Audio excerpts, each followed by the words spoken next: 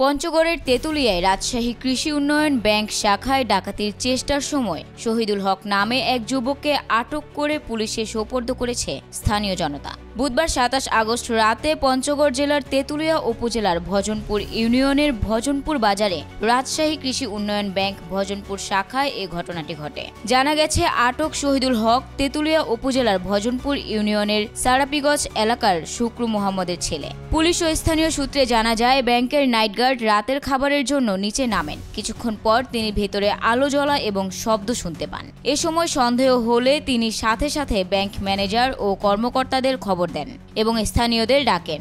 পরে স্থানীয়দের সহায়তায় ব্যাংকের ভেতরে প্রবেশ করে ওই যুবককে হাতে নাতে ধরা হয়। এ সময় তার ব্যাগ থেকে ডাকাতির সরঞ্জাম উদ্ধার করা হয়। পাশাপাশি ব্যাংকের ভল্টে ডাকাতির চেষ্টার চিহ্নও পাওয়া যায়। এদিকে খবর পেয়ে তেঁতুলিয়া মডেল থানা পুলিশ ঘটনাস্থলে গিয়ে যুবককে আটক করে থানায় নিয়ে যায়। ভজনপুর ইউনিয়নের ইউপি সদস্য তবিবুর রহমান জানান, আটক যুবক বিকেলে ব্যাংকে লুকিয়ে ছিল বলে ধারণা করা হচ্ছে। রাতে সবাই বের হলে সে ডাকাতির চেষ্টা চালায়। গুরুত্বপূর্ণ বাজারের মাঝেই ব্যাংকটির অবস্থান। এ অবস্থায় ডাকাতির চেষ্টা উদ্বেগজনক হলেও স্থানীয়দের সহযোগিতায় তা ব্যর্থ হয়েছে। তেঁতুলিয়া মডেল থানার উপপরিদর্শক আসাদ ডাকাতির চেষ্টায় একজনকে আটকের বিষয়টি নিশ্চিত করে জানান, ঘটনাস্থল পরিদর্শন করা হয়েছে। আটক যুবকের বিরুদ্ধে আইনি ব্যবস্থা গ্রহণ প্রক্রিয়াধীন রয়েছে।